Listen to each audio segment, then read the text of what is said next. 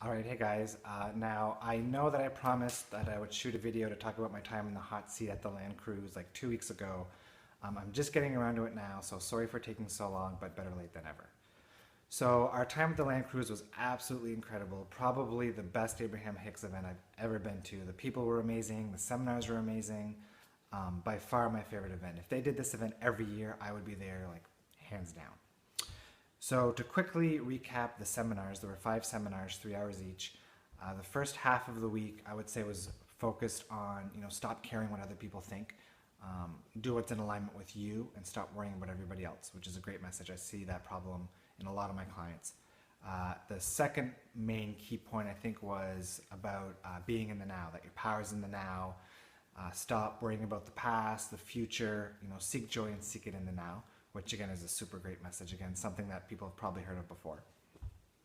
Now, my favorite seminar day was the last day of seminars, and that's because she got more practical, and she did something that I had never seen her do, which instead of picking one person, bringing them up, pick one person, bringing them up, she did a bit of that, but she picked 5 people all at once. She said, you're number 1, you're number 2, you're number 3, you're number 4, you're number 5, and she had them come up one at a time, and she did an act as if exercise.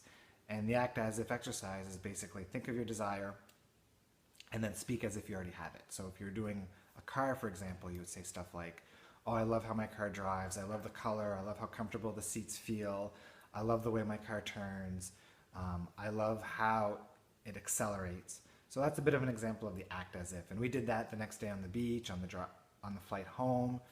We've been doing it ever since and having a lot of fun with that exercise.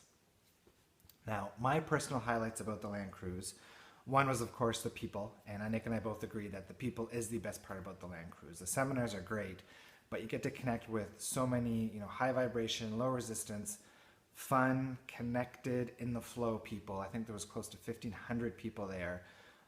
Absolutely brilliant.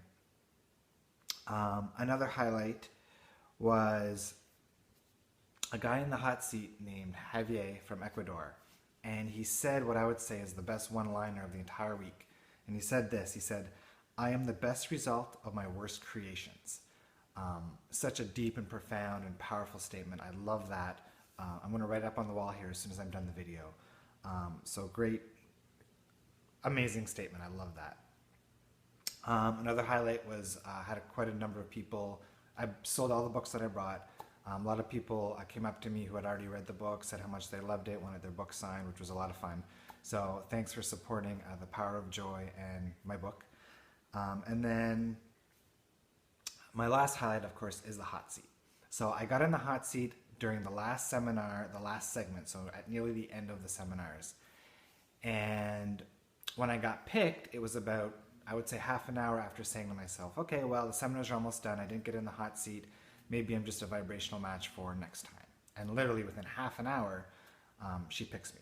And of course, my question was, why is it that things have a tendency to show up, very rapidly after we give up on a desire? So for example, when I applied for TEDx, they told us that we would hear from them if we made the cut by the 12th. So the 12th came by, the 13th, the 14th, and when the 15th came around, I told myself, okay, well, I would have heard by now, I would have got picked. I kind of gave up on it.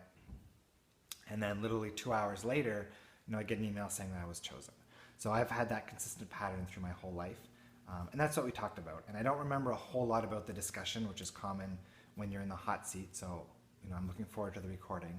But what I remember the most is she talked about taking action, not taking too much action, taking action when the timing is absolutely perfect. And she compared that to a pinball machine. So when you're playing pinball, you just don't want to sit there and hit the paddles constantly. You really want to wait till the ball's in that absolute perfect location before you hit the paddles. So again, take less action, wait for better action taking rather than just taking action all the time, which is something that I've learned to do in the past, probably from my tech startup days. So that's my update. Thanks for watching. If you have any questions, post a comment, reach out on Facebook, send me a message. I'd love to hear from you. And again, if you bought my book, The Power of Joy, thanks for supporting me. Ciao for now.